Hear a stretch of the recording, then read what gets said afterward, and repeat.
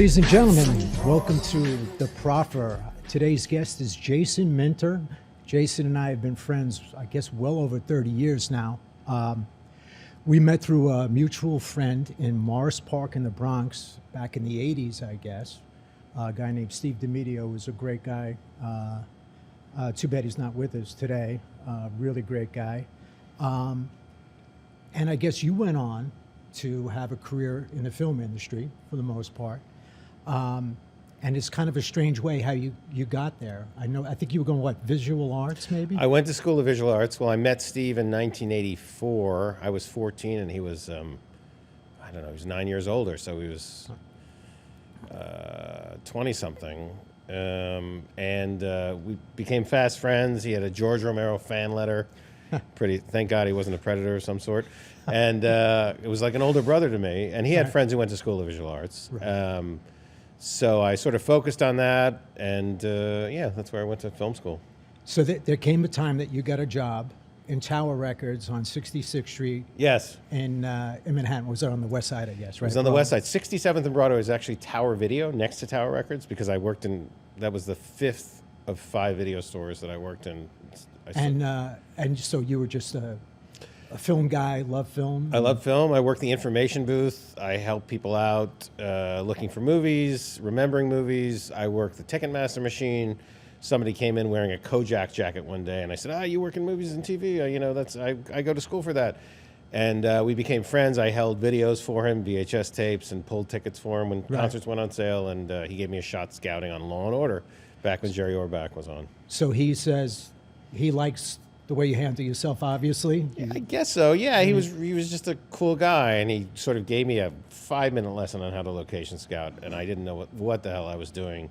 I was taking pictures of closets and bathrooms when I started scouting, and I worked a day here and a day there. I was making $160 a day though, which was a lot more than $5.25 an hour.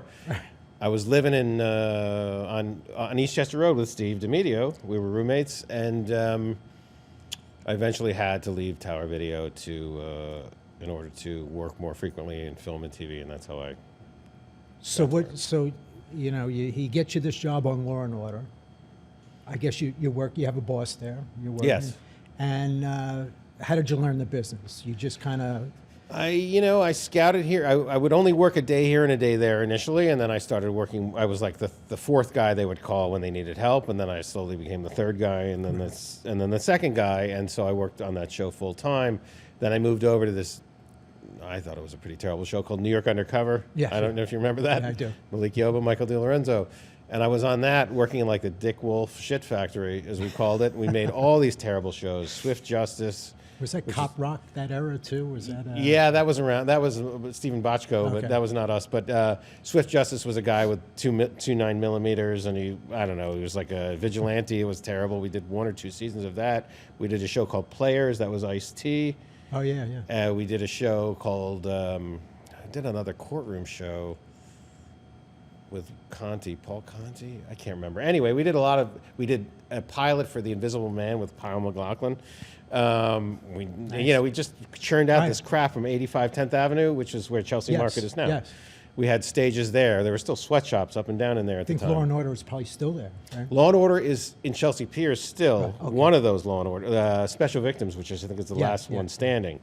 So that's how I got it. Yeah, that's how I got into the business. And then eventually you end up at The Sopranos. How did that go?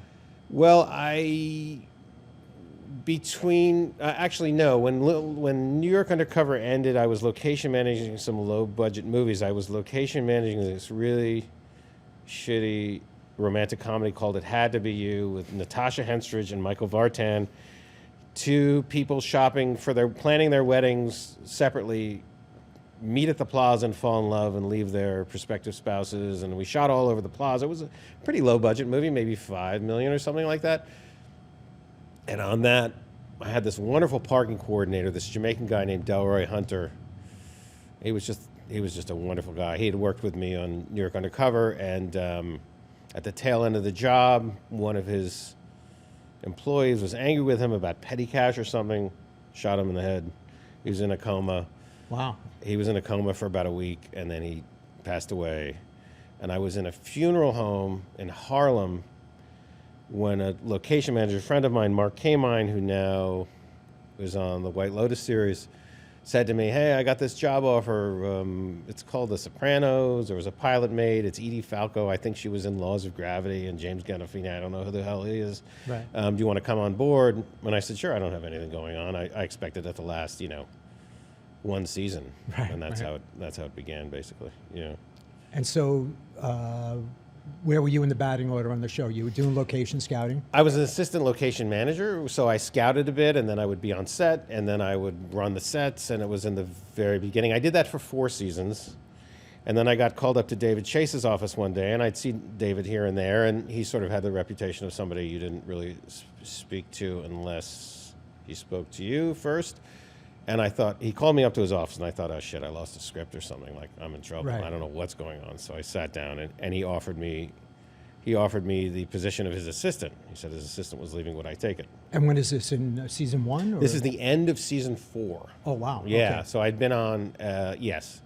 Remember Whitecaps, where Tony and Carmela, Tony buys a spec house on the shore, and there's a boat playing loud music. He's trying to get out of it. Right. Anyway, that was the episode. So it was it's, I think, one of the finest episodes of the show that we made.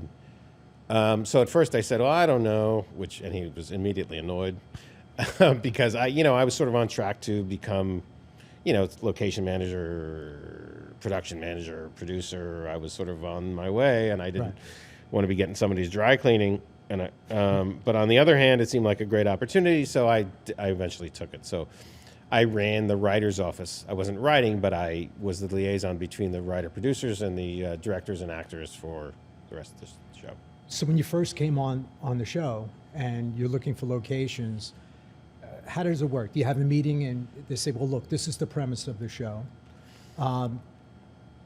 Everyone seems to think that it was based loosely on the DeCavalcanti family from New Jersey. Yes. You had Vinny Ocean, Palermo, guys like that who kind of were more than likely Tony Soprano, Yes. the character based on him. When you were looking for locations, did you have members of law enforcement and even maybe former members of organized crime who were acting as tech advisors, giving any kind of input to where you should go, what you should do? Is there any of that? Or Well, I had not been on the pilot, which was shot about a year earlier. And so on the pilot, we actually shot in that physical Sopranos house in North Caldwell, New Jersey. Oh, right. By the time we started shooting the first season, the interiors were built. We only shot exteriors there. So a lot of the locations were sort of sussed out, or the big ones, like the pork. No, we found the pork store in Kearney. was that Satrial's? That was Satriali's. Yes. Was that the name of the real place, or was that? There was you no guys- real place. In the pilot, it's called Santani's, and I don't know, things got switched around. It was a different location. We rented this storefront in Kearney, which we dressed fully, Right. and then we weren't there. We just pulled the gates down and we left all the props and so on Right. inside, which became very, very expensive because the owner realized that the show was doing really well eventually, Right. and we should have bought the building initially. I think that might have been an option. So no, we didn't really have anyone guiding us. We would think of, we'd brainstorm. Where would these guys meet? What would they do? Right, This where looks would like you a good bury this place. body? Or whatever. We were underneath the turnpike all the time. We were up on Snake Hill, that old mountain along the turnpike where there used to be a mental institution. We were all over the place. So we need a house to go, film a scene with Janice or somebody, let's say an exterior shot, maybe even the interior shots too.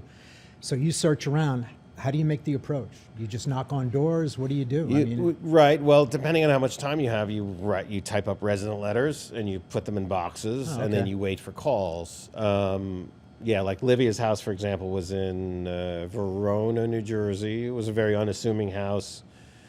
This older woman lived there. She eventually moved out. We shot there quite a bit. We eventually wound up building the interior on our stage, as I recall. Right. There are many ways to go about it. I mean, sometimes you do feel like a salesman because you knock on people's doors, and half the time Right. they think you're trying to sell them something. So they try to close the door in your face, and you have to quickly explain that, no, I'm trying to give you money.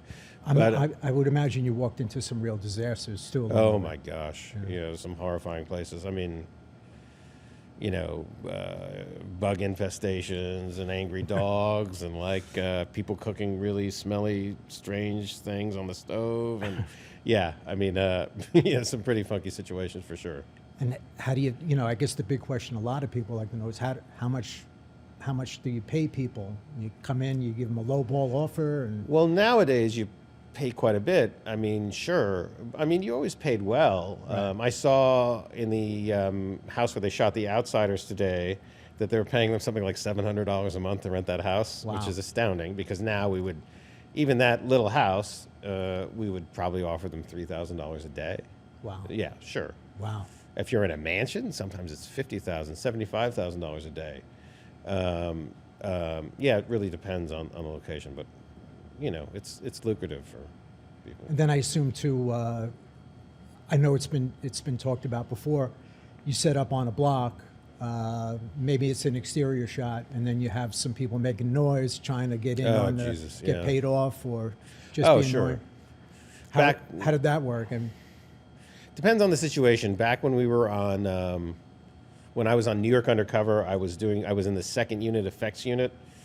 It was like 20 of us, and we just kind of like steal shots, and we'd move around like the East Village or whatever. And back then, there were a lot of squats, remember? There was something called Glass House. And so you'd have to like, I remember one day this guy was blasting music out the window. So I had to go knock on the door and go like make a deal with the elders. And there was a bunch of like older guys in there, and I'm like, all right, I'll give you $100 cash. And these I'm are gonna like junkies in a building kind of thing? Or Yeah, well, these guys they had a system in a there. commune of sorts. Yes, exactly. And so I had to give them $100 cash and a case of beer, and they would shut up the guys who were blasting the music. It wasn't them doing it, Right. so they shut them up. And I remember like 2 hours later, the music started blasting again. I'm like, what the fuck is going on? So I went. They were like hanging out in the backyard, and I went over to the backyard, and they were all drunk, and they were no longer capable of like telling the guys to shut up, and I just had to deal with it, or I had to pay the guys off some more money or something. I can't remember, but anyway, there was shit like that happened all the time. Yeah. So the big casting call. Oh my How gosh. did that work? What happened? They put it out on radio, on Put it out news, everywhere on 1010 Wins, everywhere, and it was at Harrison High School in Harrison, New Jersey, about I don't know, 9 miles out the Lincoln Tunnel, something like that. and about 10,000 people or so show up. I was in charge of that personally, and I was there dealing with the Harrison Police Department and so on, and nobody anticipated what was. I imagine they weren't happy about it. Oh, at one point I saw like a SWAT team running across the roof and so on, and then I had guys stuffing $100 bills in my pocket, like trying to get to the front of the line. And then we had to shut it down about halfway through. Were there a lot of Sergio Tacchini jogging suit? Oh, kind of absolutely, stuff? sure. Wife beater, T-shirts. All those guys. I mean, Yeah. they were, yeah, and Did anybody good make it out of that? good. Well, Denise Well, like, Barino, who anyone was get picked up from it? Johnny Sack's wife, Oh, Denise wow. Barino, non-actress. She was She's since great. passed away. Yeah, yeah, she came out of that. I think somebody else did too, but it escapes me who that was. But that was so insane. It affected traffic all the way into Manhattan and the Lincoln Tunnel. Right. Yeah, it was Right. nuts. That was a crazy day. I was really, really beside myself. What season was that? I want to say season 2 or 3 at the okay. latest. It was early on. And it was that popular already? Oh yeah, yeah. After season 1, it was just like we couldn't go anywhere without tons of security. We hired these off-duty Newark cops to be our security. They were pretty hilarious, but effective. Yeah, we had at any given time 6 guys, 6 of those guys, 6 off-duty police officers, plus I think another 8 like hired security from HBO. So in addition to all the production assistants and so on. I mean, yeah. I mean, people don't realize how much goes into the production. I mean, as a guy who grew up in the city, you'd see the guys who like cone off the streets for the shots the next day. Oh, the and have parking to PAs. sit. Yeah, they have to sit on it overnight or whatever. There's so much, so much money to be made in that industry at every level, and it's amazing what it takes to put these things together. I mean, It's a lot of work and a lot of planning, and it's not easy running a film set. It's just one problem after another, after another, after another. So 4 seasons, and Mr. David Chase calls you up. You don't know if you're getting fired or not. You walk in, and he makes the offer. How did you feel right there and then when he made that offer? Was it like something that you thought was a good idea, or did you think it would be? I was confused for sure because I thought, I'm already on sort of the way, I'm sort of in this trajectory that I want to be in. I was really young. I had been a location manager already. And and I think he expected me to take it right away, and I didn't, and he was irritated. And then I spoke to a bunch of friends in the business, and they said, well, it's a really generous offer. You should be really flattered, but you shouldn't take it.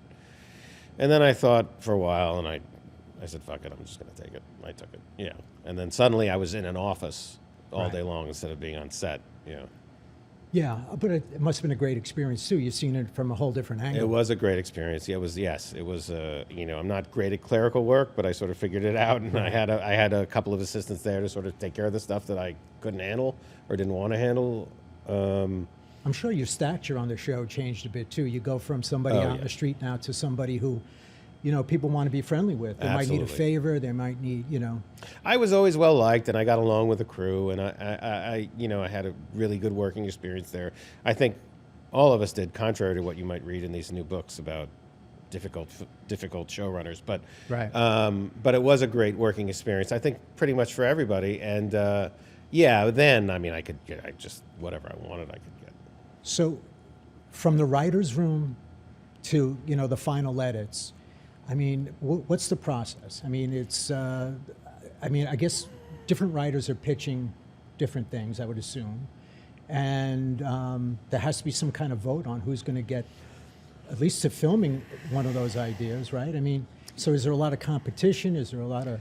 I think, the way it worked, and I wasn't in the writer's room all the time. My desk was, over there, and the writer's room was over here, not far away. But David would come in with basically an outline in the beginning of the season, and, the writer's assistant would generate story points on pieces of paper, and he'd put them up on a wall and reorganize them and so on and so forth. And when he was ready, we'd bring the crew in.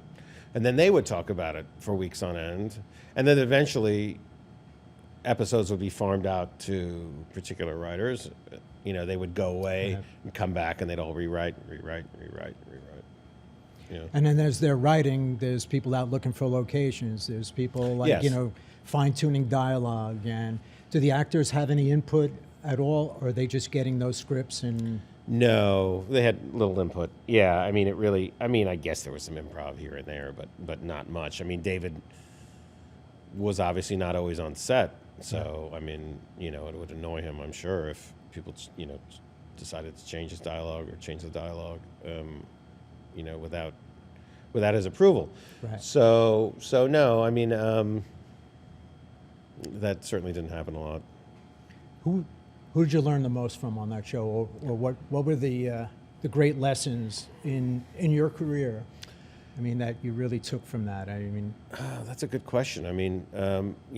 David Chase had this difficult persona, and I quickly realized, in order to sort of keep away peripheral shit from taking his focus away. Right. So he kind of had this thing, this, I don't know if you call it an angry face, but he would just. And it wasn't because he was a mean guy. That's sort of protected him from being distracted with other stuff. It did happen. And he, one of the greatest, the greatest sense of humor I've ever encountered. Yeah. I love him. I think he's a wonderful guy. So he and his wife were very dear to me and my family. Good. To this day. Well, that's good to hear. It's a tough business. I'm sure. It is a tough business. Yeah, he's one of a kind, though. But lessons, that's a really good question. I don't know how I would, I had this great idea of opening a restaurant while I was on the show. Yeah. One lesson I learned was I shouldn't have done that. I was in that restaurant a few times. You were? Yeah. Yes. Yeah. Your office was right up the way. You always took care of the bill, but I always tipped probably what the bill was. So yes. Yeah. It actually works out good for the wait staff. I didn't realize I could have gotten you in trouble by doing that, but yeah. Well, it's one of the things I don't mind getting in trouble. Hey, so on the show, people always talk about actors having some kind of maybe grew up in a family that was had close ties to organized crime, whether it was an uncle, a cousin. And then there were guys on the show that actually had been in the life, Yes. probably at a lower level, like as an associate or whatever. Not any made men, that's for sure. But I know Tony Darrow was one. Tony Sirico? Tony Sirico. Yeah. Who else I'm leaving out? Was I think that's it, right? Those are the two big ones. Yeah, there were probably some peripheral guys we're not remembering, but Yeah. How did they ever offer any kind of that's not realistic kind of thing, or? not to my knowledge. I mean, you've heard the famous story about how James Gandolfini got a call from somebody who said that Don doesn't wear shorts because they'd seen it. You know, he's in a Right. scene. So with- he's sleeping. It's like 2 a.m. Yes, and His he got- phone rings, and it's like yeah, the show's okay. It's a good show, but yes, Don but- doesn't wear shorts. right? Because there was a scene with Tony is it, the Soprano. barbecue, I Yeah, think the it's- barbecue wearing shorts. Yeah, Did that worry him at all, or I did don't he? think so. I mean, I think he kind of laughed about it. Right. It wasn't a menacing phone call. It was just sort of offering advice in a way. You sure it wasn't somebody from the show playing a prank? I don't think so. Yeah, I don't know. I don't think so.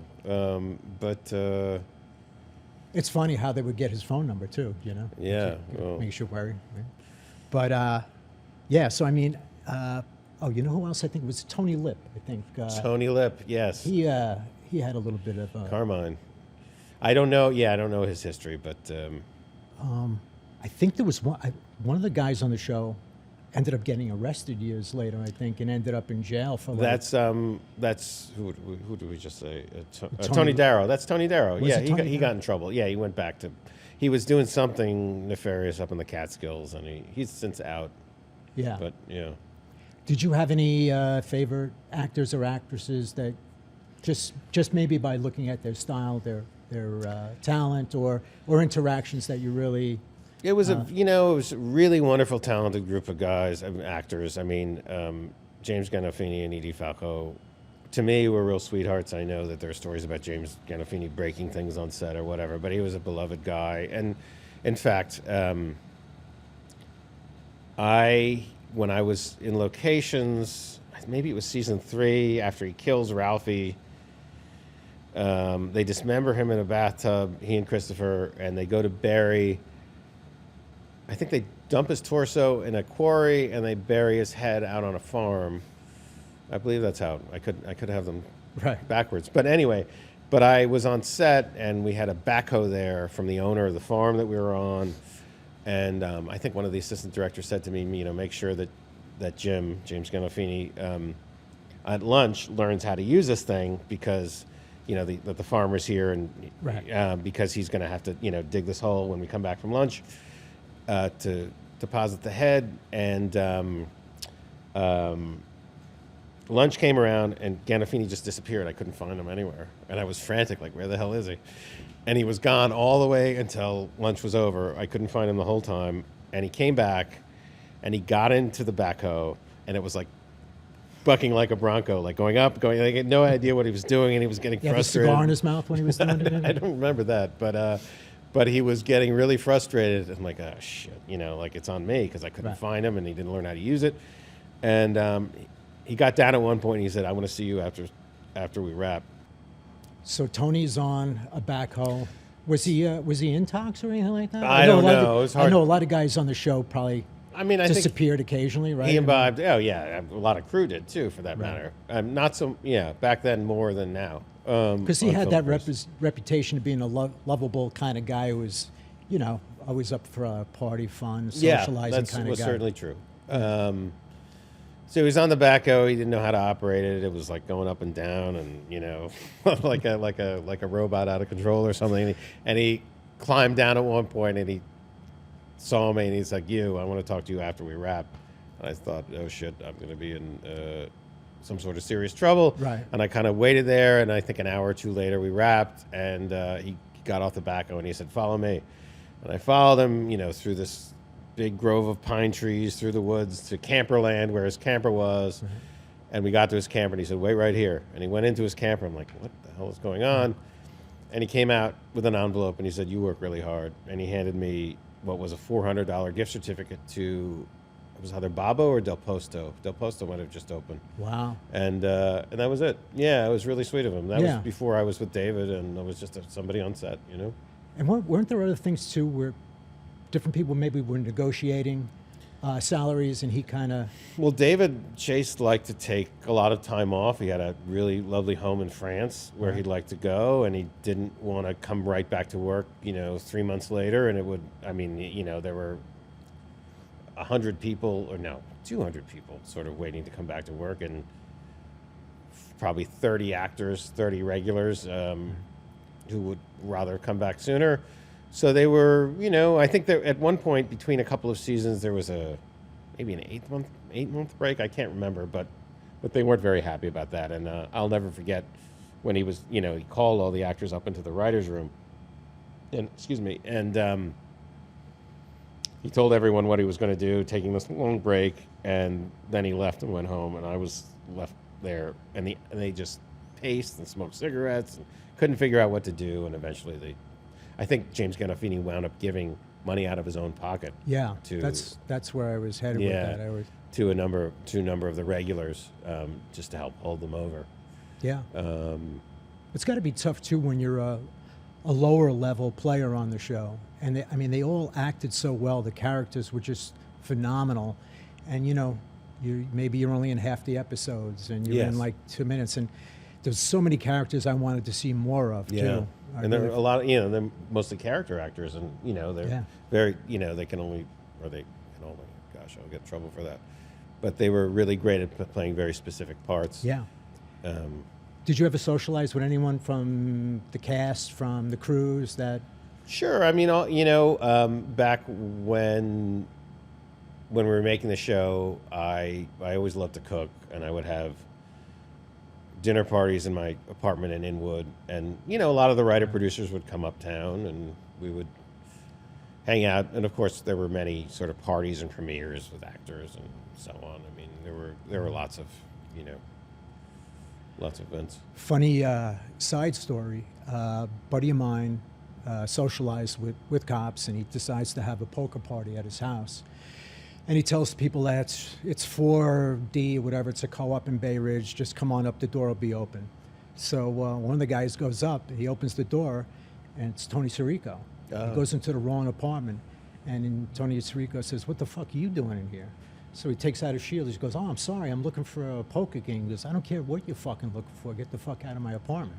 So he goes upstairs and tells everyone the story, and it was pretty funny. But he seemed like he was in character, He was he definitely, you could see he had those roots out on the street. He was a real, street guy, and another funny, guy who does hits on the show and everything else. But he was kind of like a lovable character in a lot of ways. He was flawed, but he certainly, He was very entertaining. He and his mother.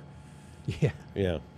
Do you have a top three? I'm going to ask you an embarrassing question. Give me your top three actors on that show. Do you have three favorites? Of course, James Gandolfini and Edie Falco, and Michael Imperioli, I think. Yeah. He's a wonderful actor, that guy. He's I always wondered about on the show. I know recently David Milch was at an event. I want to say it was like a Springsteen kind of event, maybe at the Springsteen Center they're building in Jersey. You mean David Chase? David Chase, I'm sorry. Did I say David Milch? Yes. I met David Milch years ago, great guy. But anyway, David Chase, Michael Imperioli, I know, has a real eclectic taste in music from different. Did any of those people have an impact on what songs might have been played and things like that? Was there any kind of direction that you know about on the show? I think people brought music to David frequently. I remember, James Gandolfini bringing him music specifically. The name of the band escapes me. A pretty big band that was,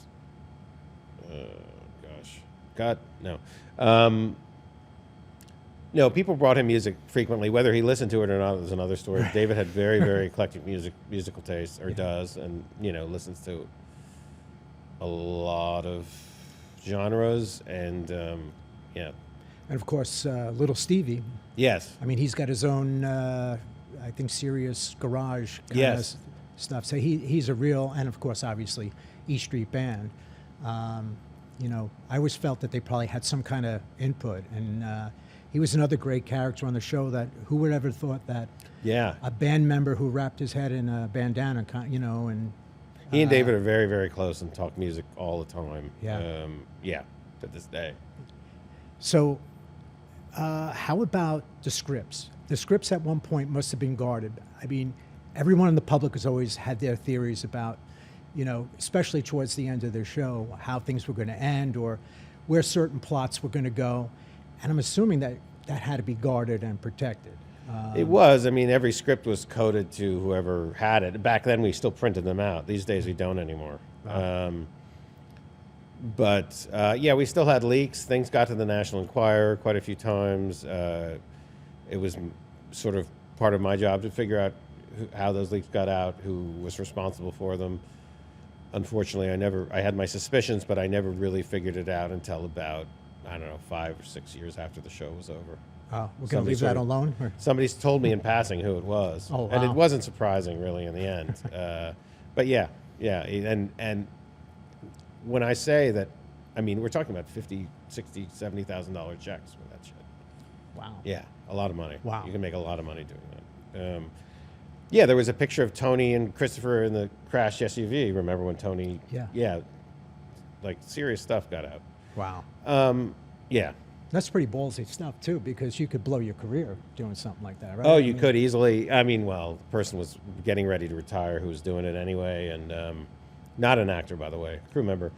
And yeah, I mean, HBO's attorneys were in frequently, and we're trying to figure it out and talk about it. Yeah. We're concerned about footage getting leaked on YouTube too. That never happened. They were mostly stills, but yeah, it was the bane of my existence for a while trying to figure it out. Yeah. And I would guess as we, especially in the last season, I got more and more of a, an issue to really protect the show, and especially the controversy of the last episode of The Sopranos, and so how did it feel that last season? You're getting close to those last couple of shows. It must have really kind of, it's almost like you became a family, right? I mean, oh sure, no, it was a wonderful crew. It was a wonderful group to work with. I knew how the show was going to end. I don't know, 4 or 5 years before that. David went to France. I think he shut all media off. He didn't. He just kind of disappeared for a while. I went to watch the show, not to compare us in any way, shape, or form, but with a group of friends in Washington Heights who didn't know I worked on the show, or friends of friends actually. So when the screen went black, they all freaked out and ran around and looked at the back of the TV and thought that the cable went out or something. It was kind of funny. But then we got it. I'll never forget going to the office the next day. It was just me. Everyone was gone already, and it was just somehow people were getting through the switchboard and screaming obscenities and going, wow. "You fucking piece of shit!" Oh yeah, I was to the point of I just told the Silver Cup switchboard not to put any more calls through, basically. Wow. If they didn't come directly to one of our direct numbers on there. Yeah, it was bad. And so the show's over. Did you maintain any relationships after that? Sure. I mean, David was just inducted into the New Jersey Hall of Fame. There was a ton of us at that event in Newark about 3 weeks ago, I want to say. Yeah, Edie Falco was there. Aida Totoro was there. A number of the actors, a number of the directors. Little Steven was there. Yeah, it was really nice to see all those guys. I hear a lot of great things about Steve Sharippa. Oh yeah, good friend of mine is a producer now on Blue Bloods. Okay, and has nothing but great things to say. Yeah, he's a real just seems sweetheart. about a real genuine, nice. He man. really is. And my wife and he somehow had like almost a friendship at one point. Yeah, he's just a really great guy. I'm very fond of him. And so then you stepped into the restaurant business. You're going to recreate yourself. You love to cook. I love to cook. It's going to be a great restaurant. It's going to be, everything's going to be easy, right? Right. I thought I'd coast away and maybe open another one down the line. And, we opened right when the recession hit, 2008. And we had a rough year or two. And then we had a great 7 years or so. And then by like year 9, it got really rough again. And it was rough for the last 3 years, I think, for various reasons. Right. And then I came back to the business again. Yeah. Wow. But yeah, that was the hardest thing. It was harder than running a film set, running a restaurant. Oh, yeah, I can imagine. Yeah, it was, and that's not easy. And so you leave the restaurant business, then we get COVID, right? You go back into the industry, I guess, I did, right? yeah. And do you look up old, Well, I have friends who were still in the business, and put my name in the hat? I'm I put looking. my- yeah, and I had to join. We were, it was now a union position location, so it was now you now became a Teamster, and so Right. I had to work enough hours and get back in, and I did, and there were benefits now, and the pay was always good, but it was much better, and so on. So I got back into it. Yeah, I was in it for maybe 2 years when COVID hit, and I was off for 7 months. We went up to our little cabin in the Catskills in April, Right. and we didn't come back until the end of October or something. And now we've had the strike for how long? Strike. Now? I mean, it's I was finally lucky. coming to an end. Huh? Yeah, I was lucky. I was on a job, and we got shut down by the Writers Guild strike, but as a scout, they kept us on. They kept two of us scouts on because we figured we'd just push 2 months. But then when the Screen Actors Guild strike hit on the 15th of July, they're just like, we got to shut the office down. We're done. We don't know when we're going to be back. So I've been off since the 15th of July. Well, thank God it's over. Huh? Thank God it's over. I'm waiting to go back to work on something. But slow Just a start. real quick David Milch story. Yes. I was friends years ago with Bill Clark of NYPD Blue fame. And Bill actually was a sergeant out in Queens, detective sergeant. And he came across David Milch somewhere, hung out in a bar in Midtown Manhattan, the Old Time Bar, I think it was called. And he said, hey, just give me stories. I'm trying to write a screenplay on a TV show for cops. And that ended up becoming NYPD Blue. Oh, wow. And it took Bill Clark a few seasons before he would actually feel comfortable leaving the NYPD, paying for his kids' college and everything else, and take the leap and come over as a tech advisor and later on a producer. But anyway, I asked Bill for a sit down. I was pushing a treatment at the time, and he agreed to a meeting. And David Milch was there, and also my friend Carl McKeenan, who's a great character actor. I brought know the Carl name. along Yeah. for an intro, and I learned that David Milch was actually kind of like a radical college student who drank and did all sorts of drugs, and during a demonstration actually takes a shotgun and shoots the turret lights off a police car in some college riot back in the 60s. Whoa. And he ends up, I guess, getting sober or whatever, but becoming one of the greatest writers out there. I mean, NYPD Blue and Deadwood. I mean, Deadwood's one of my all-time favorite shows, but there's a lot of people in the industry who have these amazing stories too. That the backstory is almost as amazing as the creations. Now I know we discussed this, and I don't know if you feel comfortable not touching on this, but when you were young, I mean, a horrific event occurred in your life. Yes. And your family, and it's when you told me the story, it sent chills. I mean, it really was a terrible story. Do you feel comfortable Sure. talking about it? I've, Okay. I've dealt with it my whole life. Sure. Yeah. Why don't you tell us what happened? I mean, When I was 6 years old, we had neighbors, essentially, who were victims of a home invasion, which we stumbled upon sort of midway through the home invasion. And my mother and another woman, there were 6 of us in the house, 4 children, 2 3-year-olds, 2 6-year-olds, and 2 women. My mother and another woman, Sheila Watson, were both raped and murdered behind a door. We were in a bedroom, in another bedroom, basically. So we knew what was happening, or we heard what was happening, and then guys ran off. and how old were you? I was 6 years old. My Yeah. God. Yeah. So we went into the room after the guys had left. It was this strange, random home invasion in the middle of the country. Were they looking to do burglaries or something, or were That's what we they? think. Yeah, I mean, they'd come in from Connecticut, and yes, and were robbing houses. They were robbing houses the day before in the town, apparently, but nobody was home. And this was the first house they hit where somebody was home. Kind of like real low rent, bottom feeder kind of guys doing home invasions and. Well, I mean, one of them maybe had murdered the senior citizen with a butcher knife, but they couldn't really pin it on him. Wow. He had been in a psychiatric institution, Willie Proffer. He's since died of cancer. He died of cancer in prison. One of them was a driver who was basically outside at the time the violence was occurring. And one of them was Sam Ayala, who was sort of the brains of the operation, who was released pretty recently. Yeah. Yeah. Yeah. And yeah, how does somebody that murders, housewives watching their children in an idyllic community, ruining the lives, people's lives? I mean, there must be a day never goes by that I assume that you don't think about your mom. No, of course not. Yeah. And what life would have been like, and how does the parole board?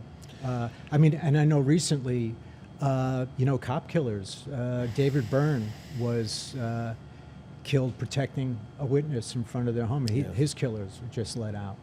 How did that make you feel? And I mean, it's almost like you're reliving it all over again, like they say, and it's like such an insult and a slap in the face to the public and people who expect to be protected by government. Yeah, there were three men there. One was James Walls, the driver. One was Willie Proffer, who died in prison, and one was Sam Ayala. James Walls and I had a correspondence for years. I think he did 41 years in prison, and I actually assisted in his release. I wrote a letter on his behalf. I felt that he was contrite, and again, he didn't commit any violence that day. He didn't know what was going to happen up there. Right. Ayala and Prophet, Prophet shot Sheila Watson 6 times and kept missing her vital organs as she crawled away on the floor before finally hitting her in the head. My mother was luckier. She was hit in the head almost immediately. And they ran out of bullets. They said they killed the women because they didn't want any witnesses. This is what Ayala said later on at his parole hearings. And when asked whether if they had not run out of bullets, whether he would have killed the children, he said, "I can't answer that." So clearly they ran out of the house shrieking and laughing, and they got in the van, and they according to Walls' testimony, the driver, they were talking about, how great they were in the act of rape, and talked about their sexual organs, and were cackling and laughing about it. It was amazing to me that Walls and Ayala, and I fought for Ayala's incarceration every couple of years. He would come up for parole. I remember, I remember you reaching out to me, and I would put it on different, police union sites and things like that. I mean, it was such a horrible thing. And how they could ever consider it is just mind-boggling. And do you think they even look in the folders? Do you think they? They do. I mean, there's a commissioner. The story you just told us. I mean, do you think that they know all that information? Have you seen those folders, or is it just kind of like a quick synopsis of what they're accused of? Well, I'll tell you. I mean, I went. If you're a victim and you want to speak to a commissioner when somebody's going up for parole, you do. And my sister and I would speak to a commissioner every year, and all that would be on the record. And it would, that would be fresh. It wouldn't, and there would be a stack of stuff, I'm sure, from years back of politicians and people, not in favor of his release. And every couple of years when he'd go before the board, he would tell a different story. Ayala would. He would say, at first he was drunk and he was stoned and he didn't know what was happening. And the next time he actually had the nerve to say that the other guys were threatening with guns, and therefore he was afraid. He was the ringleader, we were there. And then in the last hearing, he said he was really angry at women. His sister and his mother were mean to him, and he wanted to take out his aggressions on these women. Now, one of the commissioners is somebody named Tana Agostini, and she's notorious for just releasing people left and right. And there's a big redacted piece of that hearing with him where it's clear she's coaching him. And then he apologizes right after so there's a big redacted portion, and then when they come back, and then, I think she claims that it was something about his medical history, which was private. So anyway, she herself is married to a convicted murderer who was like responsible for a mob-related hit, I believe. But anyway, she was really trying to get him out, and it's amazing that both he and Walls were released the same year. A guy committed no violence, and this guy who, never really owned up to what he did in any of the hearings. I spoke with his daughter. She called me years ago. Her mother died in the same way at the hands of another man in Chicago while Ayala was incarcerated. And when I asked her, she was really pushing hard for for her father to be released. And when I asked her, what did your father say happened that day? She said, well, he was the driver. He didn't commit any violence that day. So he's lying to her, too. And he's trying to get to Texas to this day to be with his family, but he's sitting up in a 3-quarter house in Yonkers right now. And so you know this because he's a sex offender. He's a level 3 sex offender. And so they'll notify you and... Yes, and I mean, anyone can go on, to a computer and pull him right up with his name. So I was scouting there one day. I can't remember what the job was. So I took a turn down Bruce Avenue where he lives, and I saw a car double parked outside of the house, which is huge Victorian up some stairs on a hill. And I thought, what are the odds? Whatever. So I drove past the car and I looked inside, and lo and behold, it was him speaking to another guy, and they both turned and looked at me. And I was like in shock, obviously, because I didn't expect that. So I made a U-turn and I parked. And about 2 minutes later, he got out of the car and he slowly walked up the stairs, like turning around and looking at me. I mean, I'm sure he knew it was me. Right. And went into the house. And, or he thought, who knows what he was up to? And thought I don't know what he was up to. Yeah, I have no idea. It was like 8:30 in the morning. He's seen you before at these hearings and stuff, or my face is everywhere, all over. My sister and I were always the people who were trying to keep him in. And the other victims' children, the other woman's children. Yes. Have you guys stayed in touch? Has there been a little bit here and there? They wanted very little to do with it. Everyone deals with these things differently. Yes. Yeah. But you turned that tragedy into some, you went out and proactively. I did. You're standing up for your mom and yourself, and I just can't imagine going through that. It's such a terrible thing, and the reason I actually wanted to talk about this on film too is I think it's important for people to know that, like, right now, these type of things are happening all over the United States, where these progressive movement to parole people seems to be more important than the rights of victims and the feelings of victims, and it's a terrible thing. It's my understanding, that the New York State Parole Board really doesn't take victims into consideration. They let us speak to a commissioner and so on, but it's really very minor in their determination whether they should release somebody or not. Right. But it's like the Supreme Court. It's ridiculous. They're appointees by whoever's in power for the longest period of time. It's it's weighted heavily one side or the other, and unfortunately, that's a problem in this country. Yeah. Well, I don't even know what to say to this. It's just such a terrible thing, and I wish nothing but horrible things for Mr. Ayala. And I don't know what now that I've known he's been in Yonkers for a couple of years now, and I don't quite know what to do with that information. Yeah. My wish is to sit down with him honestly and to ask him about my mother's last moments and get his. I've always had questions about motive there.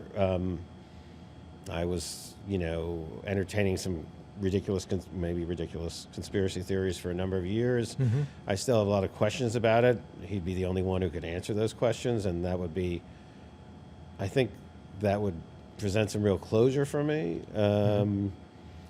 So I don't know. I think about trying to reach out to him, or having somebody reach out to him to sit down. Do you play it out though, where it could be detrimental to your mental health, or just?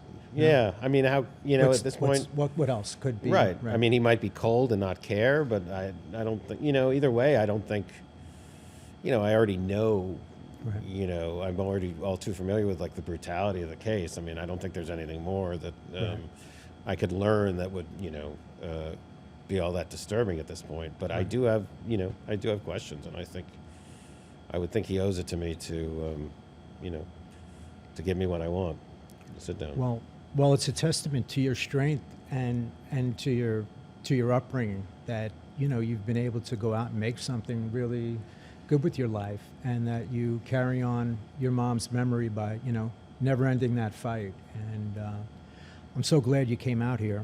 We're shooting this in Tulsa, Oklahoma, my new home, and it's like being in the witness protection program, It's hard to find good Italian food, and I have no friends.